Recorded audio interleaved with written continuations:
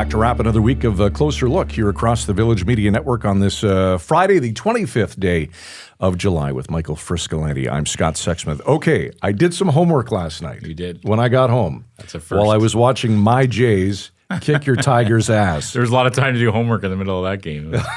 Yikes. The Dundas Cactus Festival. All right, thank you, Scott. Yeah. Gets its name from Ben Veldhuis, who ran a renowned cactus greenhouse in Dundas, Ontario.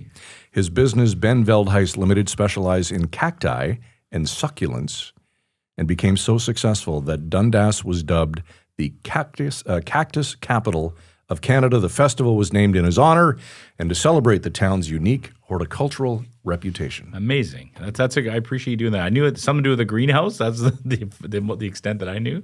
That's amazing. See, you don't answer my texts, and here I am at home last night on the couch. Well, I appreciate you finally contributing a little bit of information to the show.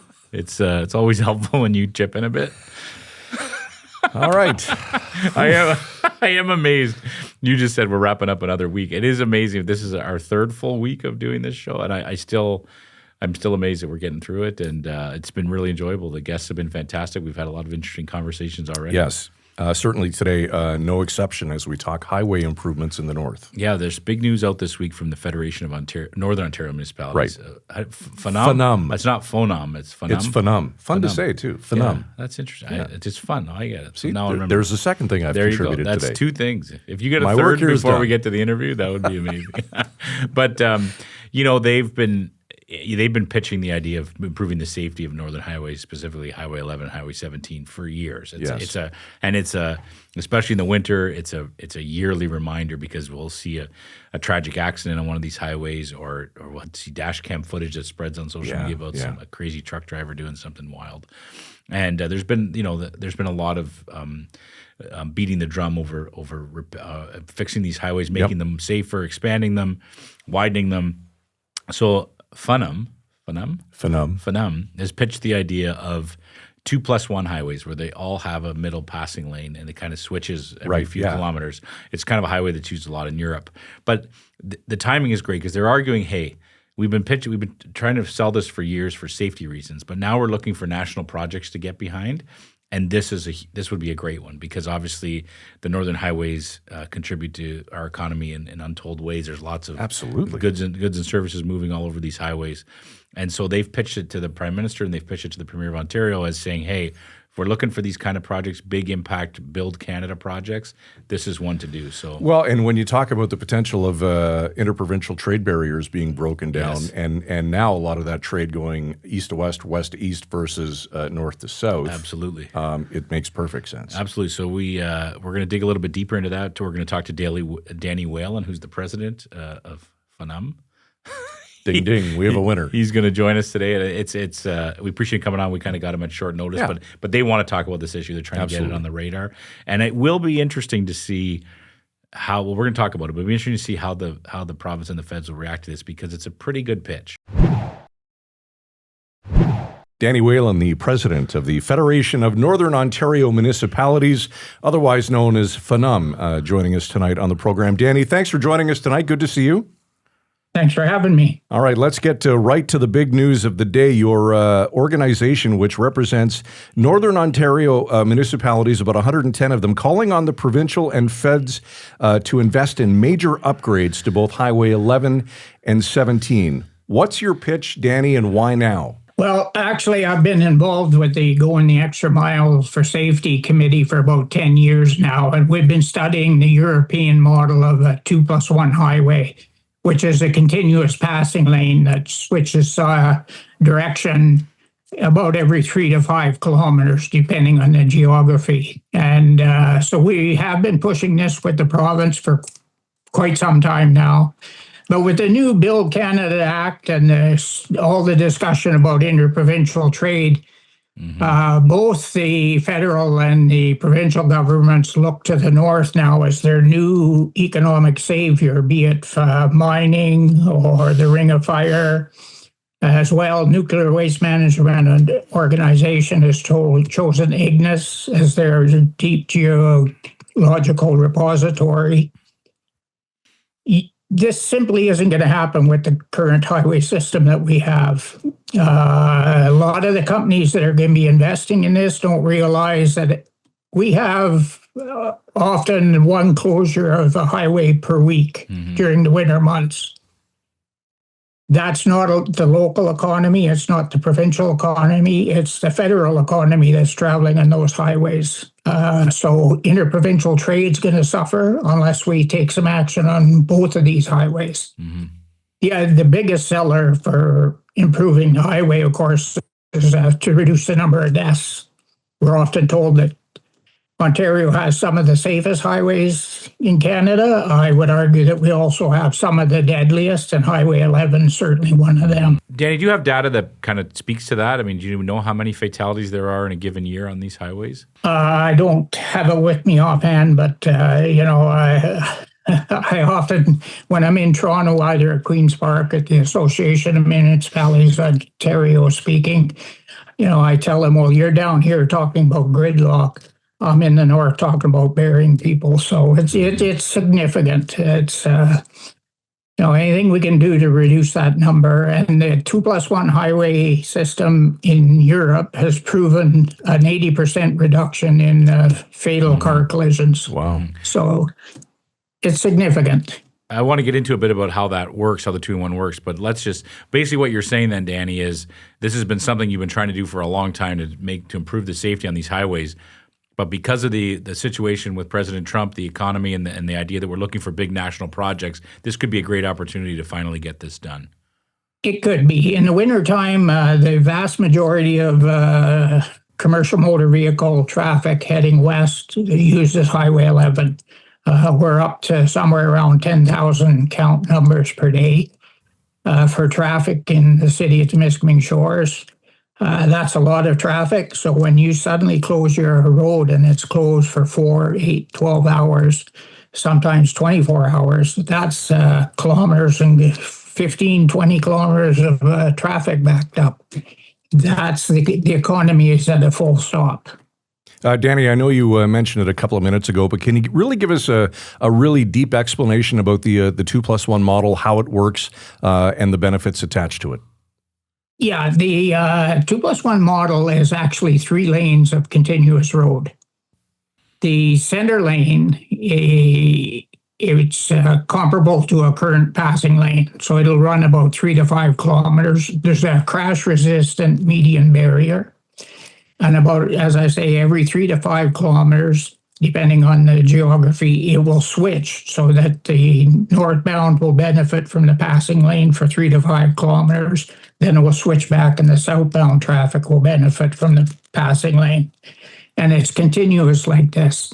The benefits of this is it totally eliminates unsafe passing because, the geography in Northern Ontario, we have some very severe hills, corners. So it eliminates the opportunity to pass in these cases.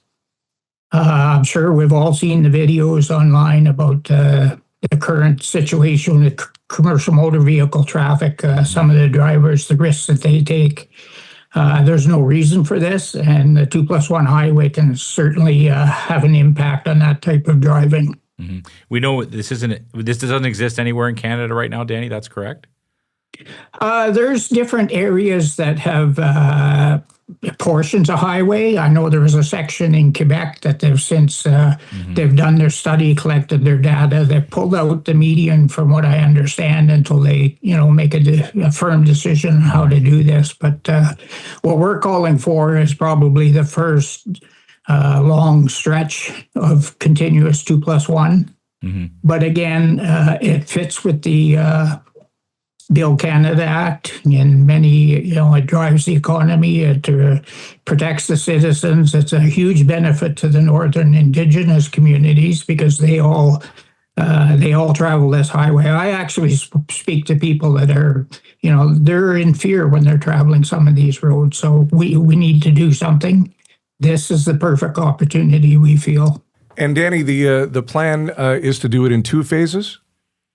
Well, we would like to start 5 years ago and do it all. But we've broken it up into 2 or 3 sections in our presentation, depending how the the federal and provincial government want to look at it. But we'll take one phase at a time if they're willing to agree with us. And what about the cost and how long it will take cradle to grave?